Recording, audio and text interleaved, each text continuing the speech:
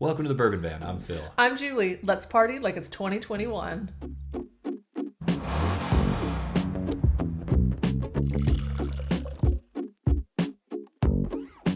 Every year we like to do the You Only Need 5 Bourbons video because our tastes change, our favorites change, sometimes bottles are no longer available, whatever it might be. Our tastes haven't changed that much since last year, but one video we've had on our list of things to tackle that just kind of got away from us is Matt from ADHD, his version of You Only Need 5. And so it's time for us to finally tackle this project that all the other Whiskey Tube channels tackled in 2021. Probably. The Bourbon Van, right on schedule. Exactly. Perfectly said. All right. So are you ready for bottle number 1? Yes. Okay. Bottle number 1 is what I'm going to call buzzworthy. Okay. It's the bottle to get the night started right. So I thought this went through a little bit. And if we're really trying to get the party started, I'm kicking off the party with 132.6 proof Jack Daniel's single barrel. You're not kidding. That ought to get the party started really quickly.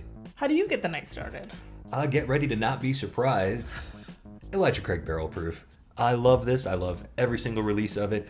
And this is the A123, which we've been celebrating pretty much all year so far. 125.6 proof, 12 years, non-chill filtered. You're getting delicious flavors, big proof, and what a way to start the night. You only need 1 or 2 of these to really feel like you're on the right track. Next up is a category that could be different from day to day, honestly. But we're going to go with our average current favorite bottle right now, the one that we've been returning to time after time for the last couple of months. For this one, I wanted to be a little bit Friday Night Pour from that original version, but one that I absolutely love and always go back to. And for me, it's Belle Meade.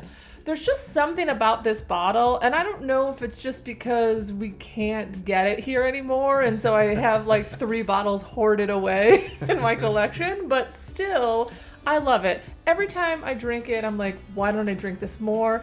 The flavors are there, the proof is there, the enjoyment is there. It's just a perfect sipper for a lovely evening. I keep coming home and I find Julie sipping this bottle, listening to Firehouse has finally found the love of a lifetime. Yeah. It happens all the time. I do love that song. It's uncomfortable. For me, it's a bottle that we discovered this year that I've been really, really loving, and it's Barrel Vantage. And this is a surprise to me completely because I've not historically been the biggest barrel fan, but this bottle continues to hit my palate, continues to, I think, improve the longer it's open, finding lots of great flavors in there. And if you are a fan of oak on your whiskey, that's a bottle you have to check out. Barrel Vantage, very satisfying. I'm in love with this bottle right now. We're going to get a room. The next category is the whiskey that you found before anybody else. Basically, it's your hipster whiskey. Yeah, and if you've been following the channel, this isn't a great category for me because I don't really go out there seeking new things. We're not that cool. Well, I mean, you go out seeking new things. I'm still not that cool. Yeah.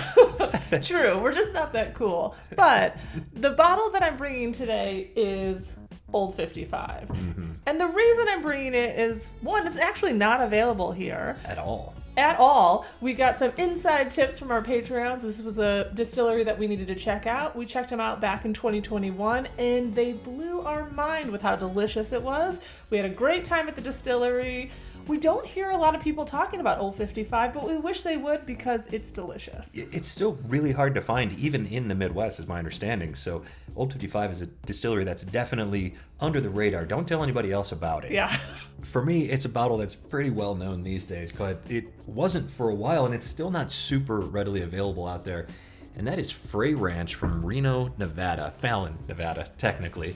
But this is another distillery that we visited kind of on a whim, and we're blown away by their offerings. They make fantastic ground to glass whiskey, not even grain to glass, because they're growing the grain themselves. So ground to glass, delicious whiskeys. Their rye is something special, absolutely, and their cask strength stuff has huge flavors.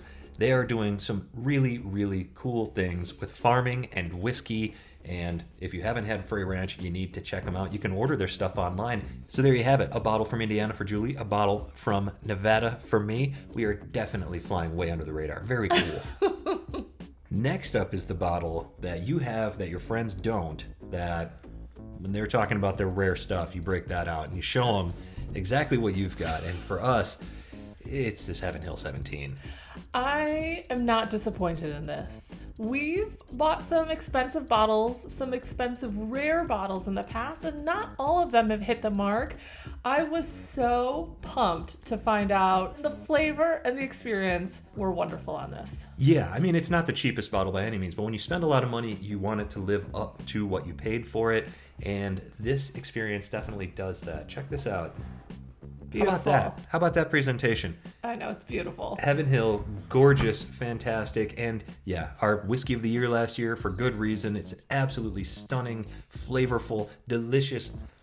Everything about it. I love it. I love everything about it. Look at, I'm almost speechless. I'm stammering, I'm clumsy.